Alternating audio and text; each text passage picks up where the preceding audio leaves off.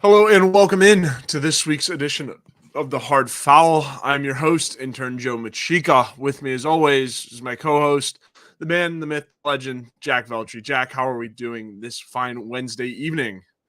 It's been a busy week. I can't lie, Joe. Just moving into my apartment that I just recently purchased or rented out, I guess I should say. And it's been a lot of moving pieces this week. But we don't have a chair this week to sit in and do this thing, so we're standing up and doing the stream. But it's okay. We do what we have to do to make it work. So I'm looking forward to talking about this week with men's basketball. Yeah, absolutely. And obviously, South Carolina coming off a blowout loss to Alabama. Jack didn't make the trip to Tuscaloosa last night due to weather, but what did you see from the game last night? Obviously, not a whole lot of great stuff in the second half, but just walk me through your overall takeaways from the game last night in Bama, and we'll get into specifics here in a second.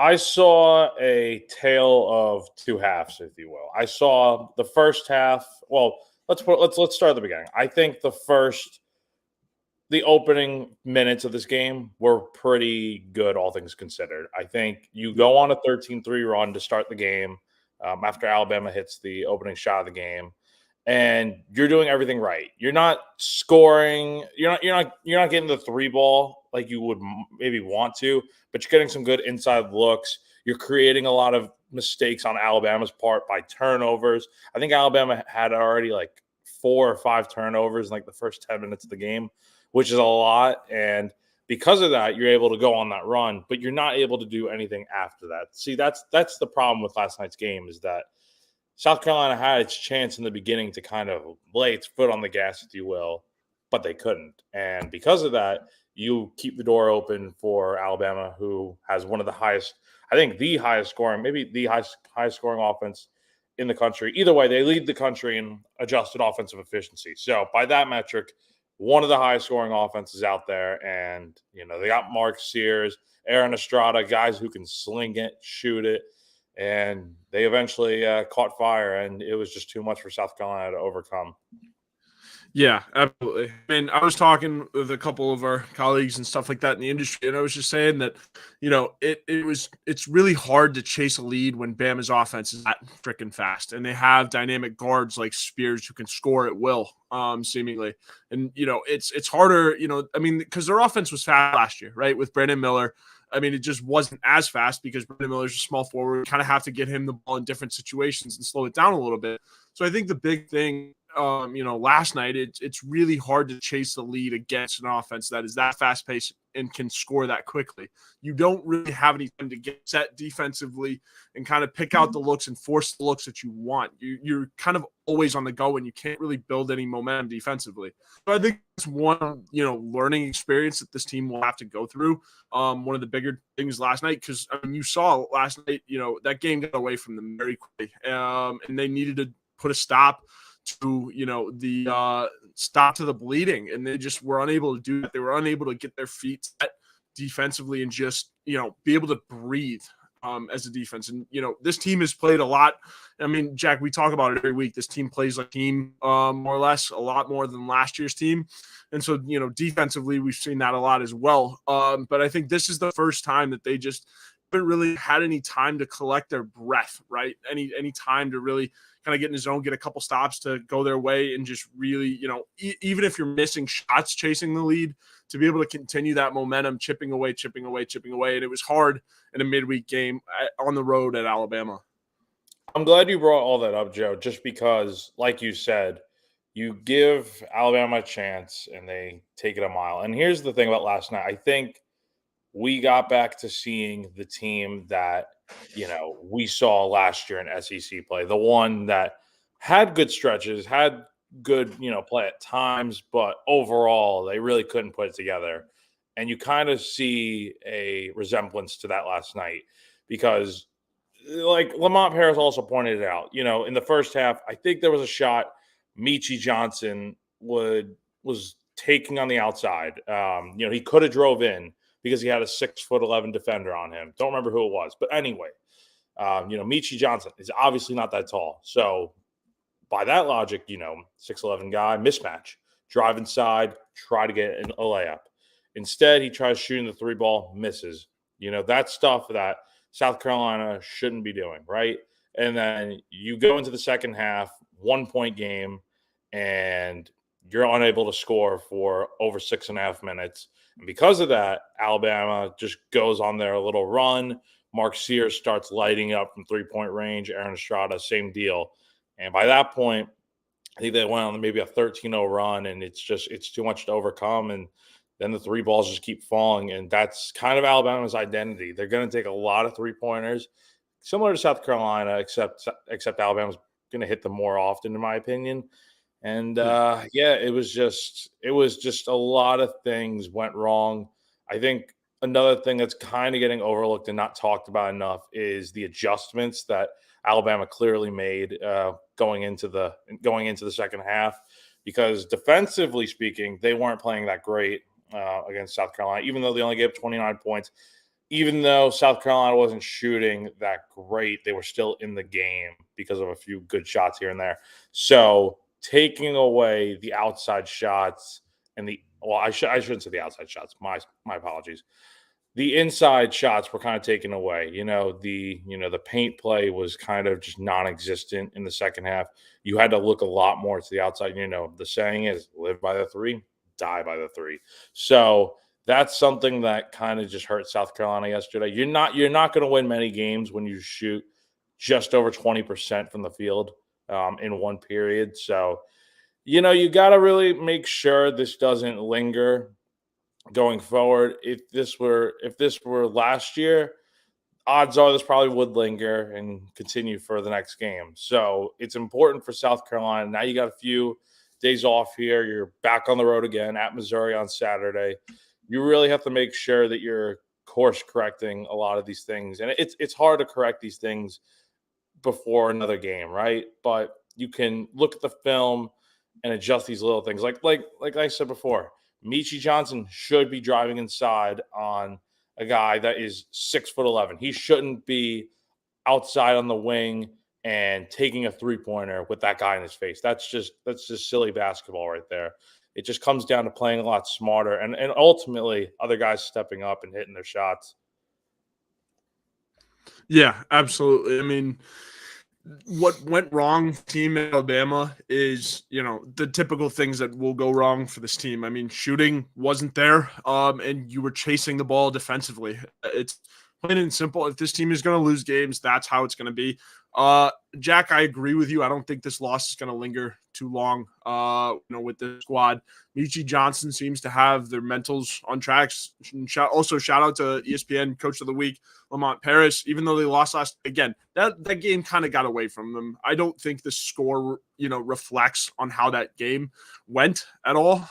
So I think it's very big deal when, that game just did. That's not, those two teams are not a 30-point gap, right? So, you've got more chances in the SEC traveling to Missouri on Saturday. Obviously, that's a really big one. But, yeah, I don't doubt this team's ability to fly. You have a lot of veteran guys, too, on this team. And they know not to dwell on a loss too bad, especially this early in SEC play. It's only your second game, midweek game at Alabama where, again, the game just got away from you very, very quickly. So that's kind of my takeaways. Jack, anything else from Alabama that you can kind of point at? Yeah, just, with covering the game yesterday and all that stuff and just seeing kind of the reaction, because you knew at some point a game like this might happen just because this is still a team that is, they've had a great start to the year. Don't get me wrong, but the competition really takes a steep incline from this point on. And seeing, everyone kind of react to the fact that they lost by 30 points, the season is over, South Carolina is back to its old roots, that sort of thing. I mean, it is the second game of SEC play. Let's be real. That's such a awful take to kind of have because you have 16 games left in SEC play, and there are a lot of games South Carolina could still win. This is Alabama, after all. This is the defending SEC champion. And, Alabama's a great team. They have a lot of great shooters. And I think they're top 10 in KenPom, even with their record. Like, if you're looking just at their record, I think that's kind of the wrong way to look at this game in general. You have to look more at the numbers. Like I said before, they lead the country in adjusted offensive efficiency. They I'm trying to think of other things, but it's stuff like that. They are a great overall team that I mean, they like I said, they won the SEC last year. They were the best in the conference, and they still very well could be. And they have a brutal schedule too. I mean, they lost a lot of games. They lost to Clemson. They lost to Purdue. They lost to Arizona. They lost to Creighton. Those are all top 25 teams, and they played pretty close against them. So, this is still a good team, and they are where South Carolina should hope to be in a few years under Lamont Paris. It takes time, right? You're gonna have games like this where your shooting's not on point and you're making the wrong decisions and stuff, and you just gotta move on. Don't dwell on this for too long. Just throw it away. Act like it never happened, but also try to learn from your mistakes at the same time. Move on, but know that you gotta fix the things that didn't go according to plan. But that's really all I Yeah. have left to say from this game. Absolutely. And I mean, that sums it up. David as well. Bad shooting and decision making night. Move on. Next up, Missouri. Absolutely. And I think they know that too, right? This was one of those basketball games. The way it got away from them, it was just kind of 50-50 decision making style. It just bad decisions in bad spots. A new game will present new decisions. So you move it, you flush, and you move on. Jack, next up, the Missouri Tigers in the Columbia.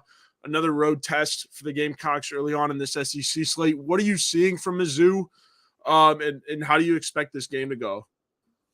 Yeah, this is a game that, in all honesty, look, I know South Carolina's not really favored to win it, but that doesn't really matter because things happen. And look at the Mississippi State game, for instance. I think South Carolina wasn't favored to win that game, if I'm not mistaken, and they ended up winning. So things happen. Don't take too much stock into those sorts of things. That said, Missouri, in my opinion, I feel like has kind of underperformed this season. They lost early in the year to Jackson State, who is at the bottom of Ken Palm, and then they have a really tough 3-game stretch where they lose to Kansas, they lose to Seton Hall, they lose to Illinois. Those are all good teams, and because of that, their record looks a little worse than it is.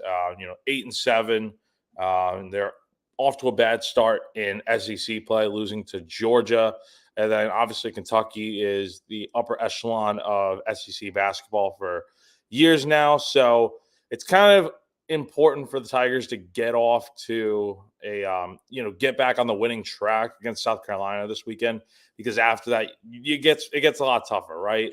You have Alabama, then Florida, then A&M, and then it's back to South Carolina, but this time it'll be in at CLA on the 27th. So winning this game's huge. Offensively speaking, they're fine, nothing great, middle of the pack in my opinion. And then you have to be able to win this game. I think South Carolina has a good chance to do that. You need to win this game. They Plain and simple. have to win this game. Have to win this game. You do want to win this game.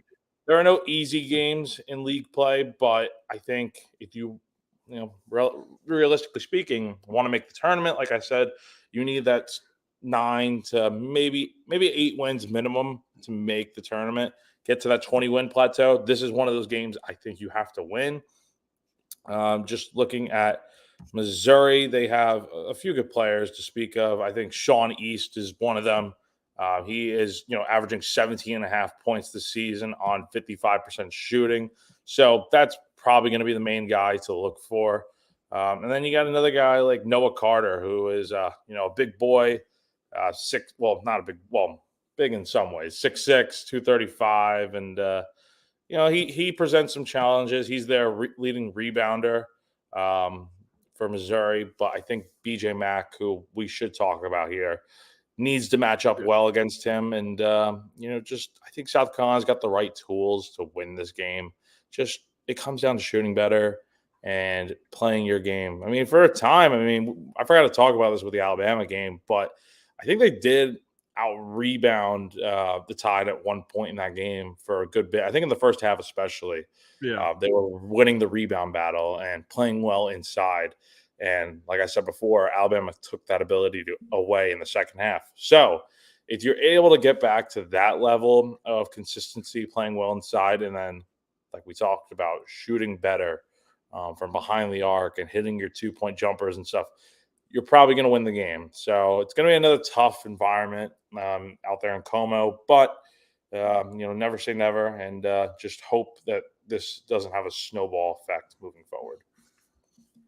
Yeah, absolutely. No, I would agree. I think you have to win this game at Mizzou if you want to keep momentum alive. Missouri 8-7, 0-2 on conference. Losses at blowout loss at Kentucky, and then you lost to UGA as well. They probably should have beaten UGA. Jack, you brought up underperforming. The UGA won. The UGA game is a game they probably should have won. And I will say this. I mean, ESPN gives Missouri a 63% chance to win this game. I mean, I don't know what's been up with the matchup predictors. I mean, they were giving Bama a 91% chance, something like that. And granted, Bama blew South Carolina out the water. But, I mean, that first half, those teams were pretty level. So I don't know. But, again, maybe it's the home factor in college hoops. It's a little bit the matchup predictors, a little bit more biased. I don't know. But, again, I think South Carolina matches up really well with Mizzou. You need your bigs to play really, really well on the road. I think it's going to be one thing to watch. Stephen Clark, BJ Mack, and Josh Gray need to step up on the boards. And then Colin Murray Boyles, shout out to our guy Jamie Shaw. He threw Colin Murray Boyles in his Power 6 freshman to watch for the week, I believe. And so, yeah, Boyles was able to step up, proving that freshmen can, produce well in a role in the system. Obviously this year you're seeing more veterans play, but Murray Boyles is, paving the way for freshmen, showing that freshmen, obviously you had G.G. Jackson last year, and that's kind of an exception. But freshmen who come to, play in South Carolina, as maybe a sophomore, junior, that kind of thing, Murray Boyles is stepping up. So shout out to him, and shout out to Lamont for, trusting him to be in that situation, to, be in games where, you need a rebounding boost, you need a defense boost. And Murray Boyles is certainly playing up to that standard as well. David Green asked the turnovers. Yeah, obviously turnovers something to watch. It's going to be a big thing down the stretch for this team. I don't know if you were talking about Murray Boyles specifically, but I mean, just in general.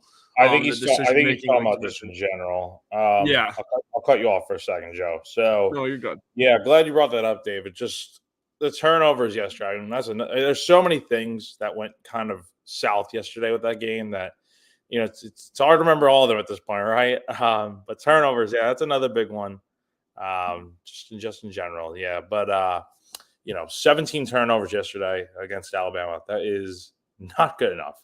Not good enough. And I mean, look, who's Alabama to talk? They had 15, right? So it's like it kind of just evens out at that point. But still, I mean, a lot of those turnovers did come in the second half, if I'm not mistaken. And it was just from watching that game yesterday, they would run the ball up to the top of the key and then just dish it off inside and, it'd get picked off.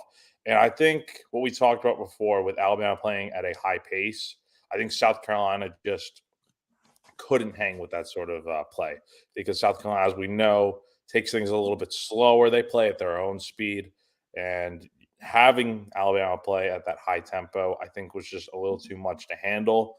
In addition to everything else, but they just got caught sleeping a bunch of times, and that's not really what you want. And yeah, I mean, there's just so much that went wrong with that game yesterday. You only have two guys that actually shoot pretty well. Everyone else was just kind of not good. BJ Mack, one of them. I just think he has been, quite honestly, just awful lately. I don't know what it is. A guy at his size, and he should be really playing a lot better, but he's not. And that's kind of unfortunate because you really need him during this sort of stretch in SEC play. This is what you brought him in for, right? You didn't bring him in just to play well against non-conference teams, right, that he's going to play well against.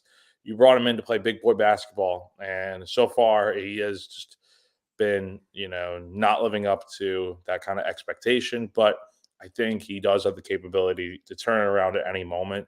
So it really comes down to getting some good shots off. I thought yesterday, I think he hit a 3 at the start of the game.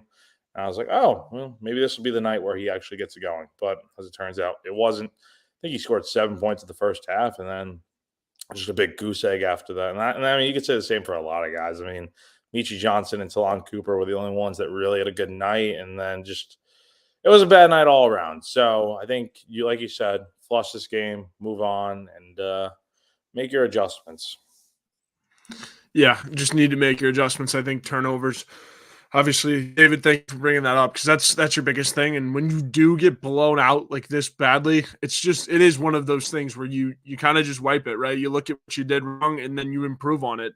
And it is, sometimes kind of a breath of fresh air, if you will, when you play, an offense that high paced. It just keeps you disciplined. Like Jack said, they were kind of getting beat back door, getting caught sleeping a lot on defense.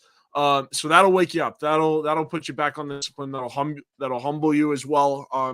Keep you from getting complacent because obviously this team was getting some national attention. They weren't getting a lot, in terms of deserving a humbling. I don't think this team was getting cocky by any means. But a loss like that will keep you disciplined on the defensive end, is the biggest takeaway. And if they can flush it and not dwell on it too much, which again, I'm not, I don't think that they will, knowing Ichi, just how this whole program has been able to flush kind of last year and put together what they have with this program this year. I don't think flushing a loss like this is going to be a problem. We'll see. I mean, maybe the travel might have something to do up there in Missouri, but I don't know. You should win this game. And if you do win this game, you're going to excite your fan base for a home game against Georgia. Then you're on the road. And then I believe you have Kentucky at home on a Tuesday night. So if you can, get to Kentucky, unscathed on a Tuesday night, that place, Colonial Life, is going to be jammed. And I cannot wait to see it. It's going to be electric. So yeah, you're at Missouri, then you've got Georgia at home. You're at Arkansas, which is going to be tough. If you can win that game heading into number 6 Kentucky, there's going to be a lot of buzz around the Gamecocks heading into that one.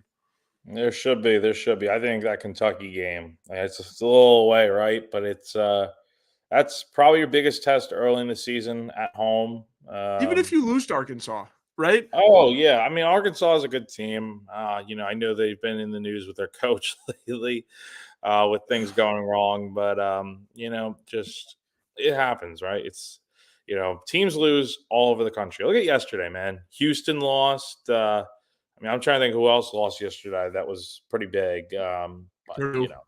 Yeah, Purdue. Yeah, Purdue lost to who they lose to yesterday? No, I'm not sure. I thought you were a Big Ten guy. I just remember seeing them because Matt Painter had a stat. He's like, tell me why our juniors and seniors, all of their losses have been court storm losses. So that was a pretty, that was a pretty good stat from Matt Painter. Shout out to Matt Painter too. He recruited Jaden Ivey when I was in high school. He's really nice to the student section when he was doing that. So shout out to Matt Painter. A little Big Ten basketball on the SEC show for you. Yeah, they lost to Nebraska yesterday at there it is, in Lincoln. So it's like they lost to Alabama. That's a really good team right there. So you just got to tip your hat to them and move on, and we'll see what happens. Yeah. But one other thing I wanted to touch on, Joe, was just something that is kind of, I don't think it's. I mean, a lot of things aren't getting talked enough about, but I think this one especially probably needs to get a little more traction, and I think it is the starting lineup, right? They've ran out the same starting lineup outside of one game where Michi Johnson was out with an injury. It's usually been Michi, Talon, BJ, Miles Studi, and then Stephen Clark. Now, four of those guys have been pretty good so far this year. One of them just, I don't know, man. Stephen Clark. I don't know what they're doing right now. Just continuing to. I don't know what the strategy is. I'm not a basketball coach, right? I don't know what they know. I'm not trying to discredit Lamont or anything, but it's just curious as to why Stephen Clark continues to get run out there every time starting when you have a guy like Colin Murray Boyles, who we've talked about, that I think is far and away better. Maybe it's just something where, Stephen Clark maybe presents the right matchup against their bigs. But at the same time, just looking at the Mississippi State game, for example, you had him matching up against a guy like Toulouse Smith, for instance. And Toulouse Smith, all SEC type player, big kid. And Stephen Clark is just he's tall. I'll give him that, but he's also just kind of not as big, muscular as you might like for a big to match up against a guy like that. And I think that's kind of where South Carolina's weaknesses start to kind of shine through is that they don't have that true big man that can go in there and really size up well against another big center type player in the SEC where you have a lot of those kinds of guys. And I think that's kind of going to be something that it's hard to solve this season because you can't just magically bring in players and have them step in and all that sort of thing. But I think what you can do is just try to find the guys internally that can go in there, and that's where you need a guy like BJ Mack to come in and step up. He's a 6'7", 6'8" kind of guy, big dude. He should be able to match up with these kinds of guys, and so far it just hasn't worked out that way. And maybe CMB will be that guy eventually, but yeah, it's just something that I just thought of, and I don't know. I don't think it's going to change anytime soon with Stephen Clark continuing to start because he gets in and then he exits right away. He plays 4 minutes and then exits, and then by the end of the night, his stat line is playing maybe 10 minutes and he collects one rebound. I mean, I don't know what it is. It's just I seriously don't know what it is, Joe, and it's something that probably should be figured out, right? I think you need to play the best guys, and I think a guy like Kyle Murray Boyles is that dude. Yeah, I would agree. I think, they're trying to get Colin Murray Boyles, rotated in and make sure that he's ready for college basketball. I think all signs are pointing to it.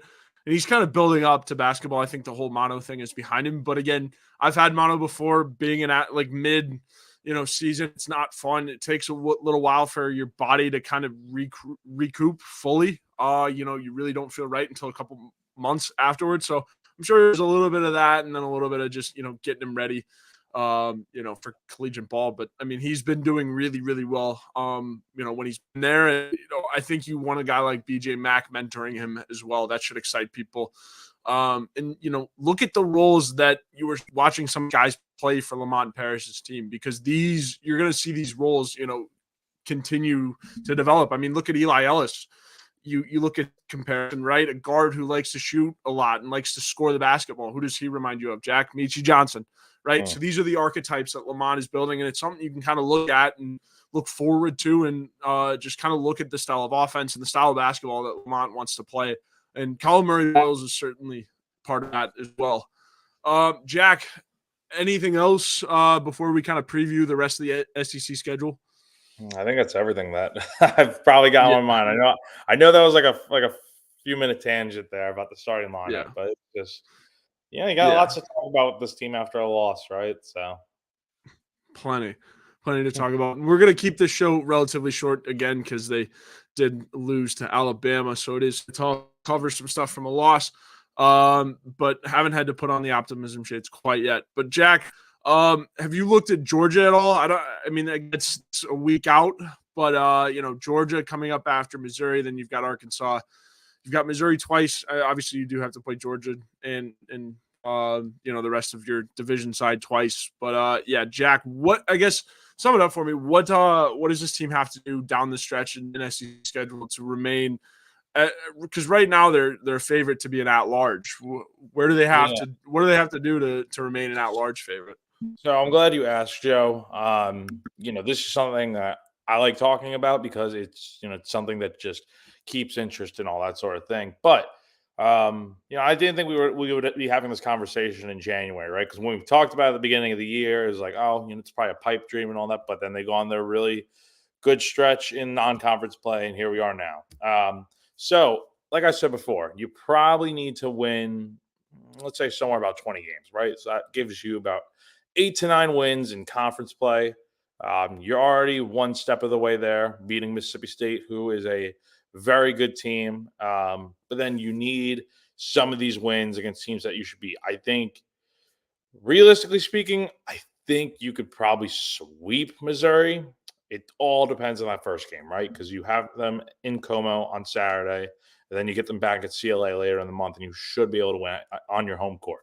So it really comes down to that. And then you get Georgia. I think Georgia Georgia, you could probably split with. I think you're going to win at home, but then in Athens might be tough. I know they had a tough game there last year when they went to overtime and lost a game they probably should have won because I think they had a double-digit lead.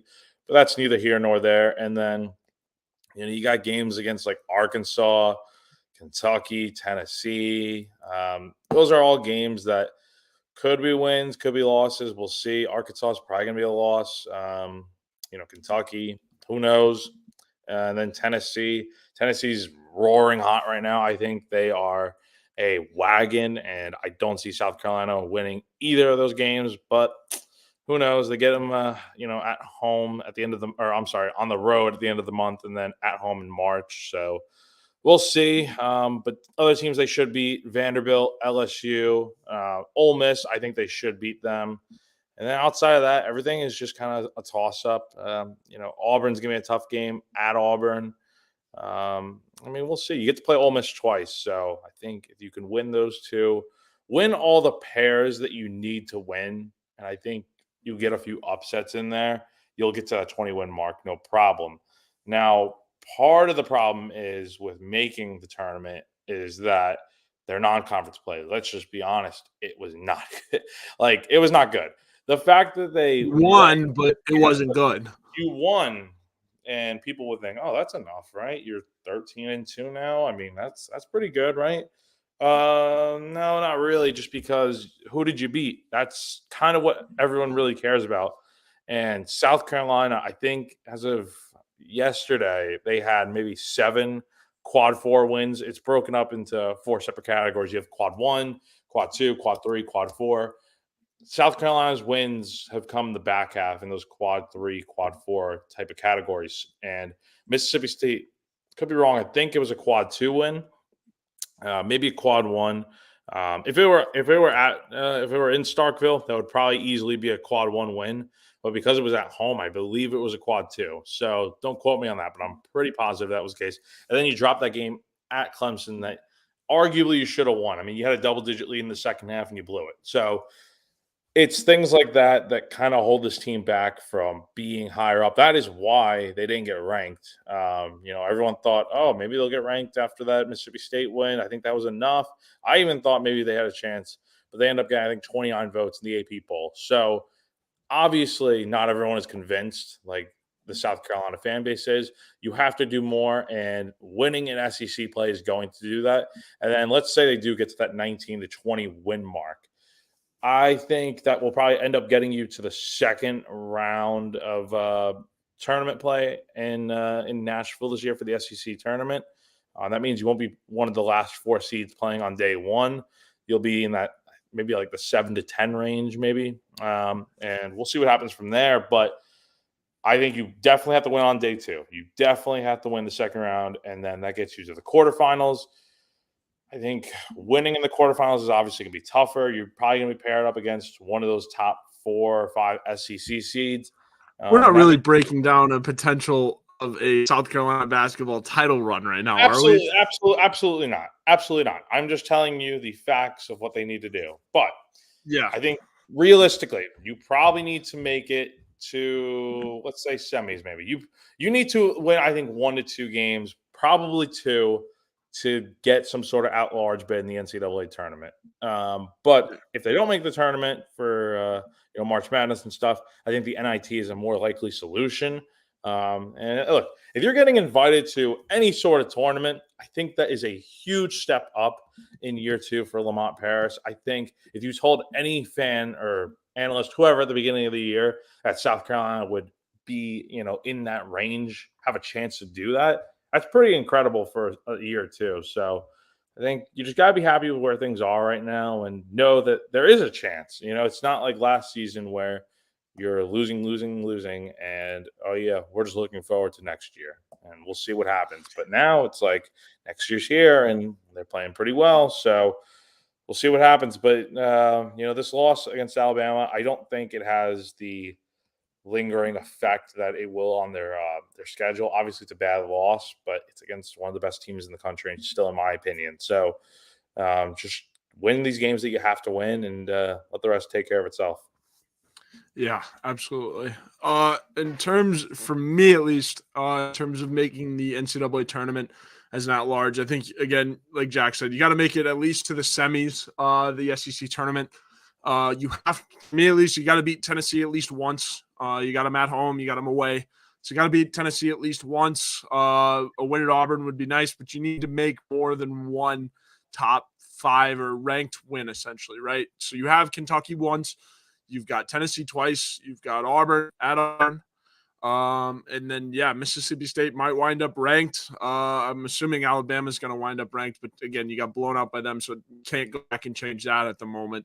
So, yeah, you need more than one ranked win, whether that come against Auburn, twice against Tennessee, once against Kentucky, once against Auburn. I don't know. I don't know who it is against who, what. But you need to do that, and then you need – to obviously make the semis. And David brings up a good point here.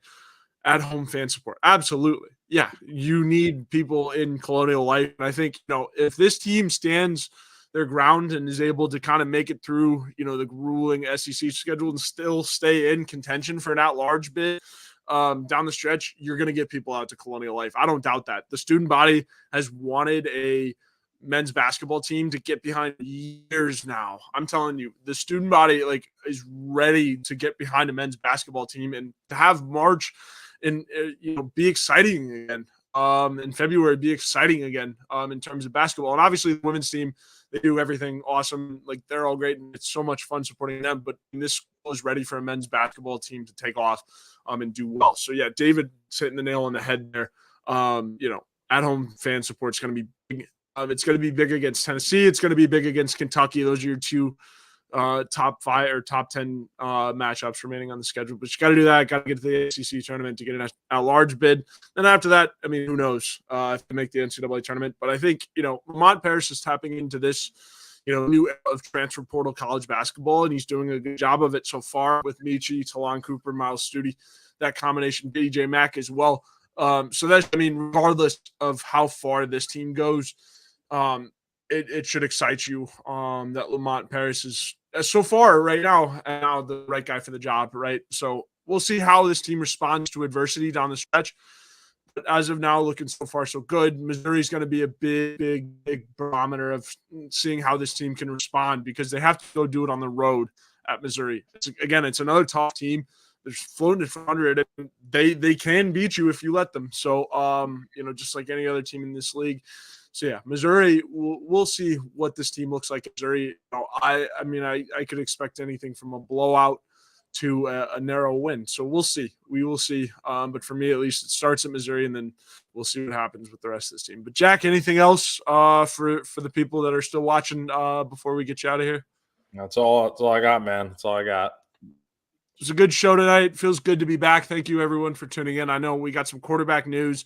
We were working on getting that up for Gamecock Central, but I believe the kid coming up is a preferred walk-on. But yeah, we're working on getting all that news handled as well. But thank you, everyone, for tuning in. David, appreciate it as always. Have a good rest of your week, and we will see you next week, probably with a guest. So looking forward to that as well. And then we'll also touch on the women's team as well. Thank you guys for tuning in, and have a great rest of your Wednesday night.